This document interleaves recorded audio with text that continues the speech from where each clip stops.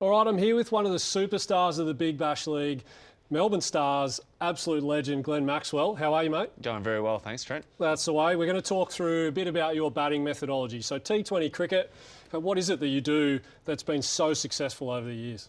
Yeah, so something I try and pride myself on, being a middle order batter, number 4.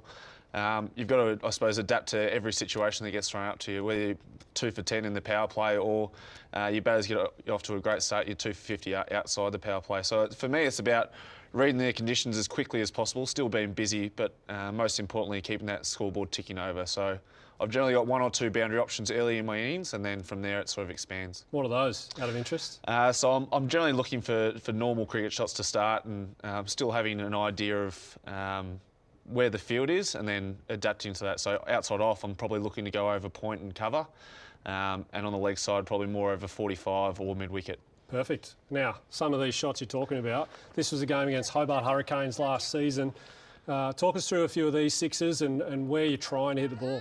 Yeah, so this day, we obviously had a really short boundary on this leg side over here, and I just came to a stage where we had to go, and I took on Johan Botha a couple of times and was able to get enough on it with the wind, and took on James Faulkner early. And Clive Rose bowling down the hill, trying to make me hit it to the long boundary into the wind.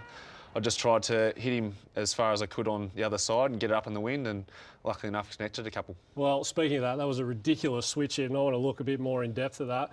So just talk to me here. Clive Rose at the top of his mark. You mentioned shorter boundary on this side. He's trying to get you to hit to the longer boundary.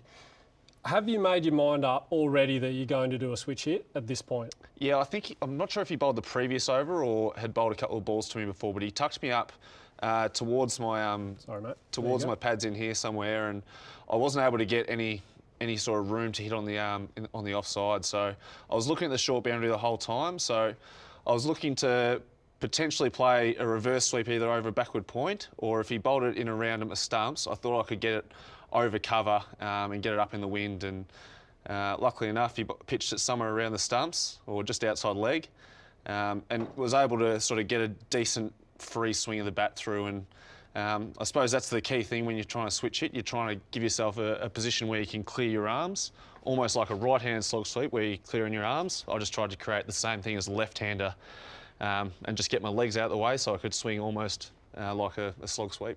And hit it 150 metres. Well done, mate. Absolutely brilliant. Big wind, so I was pretty lucky that went as far as it did. Brilliant. Little batting masterclass with Glenn Maxwell.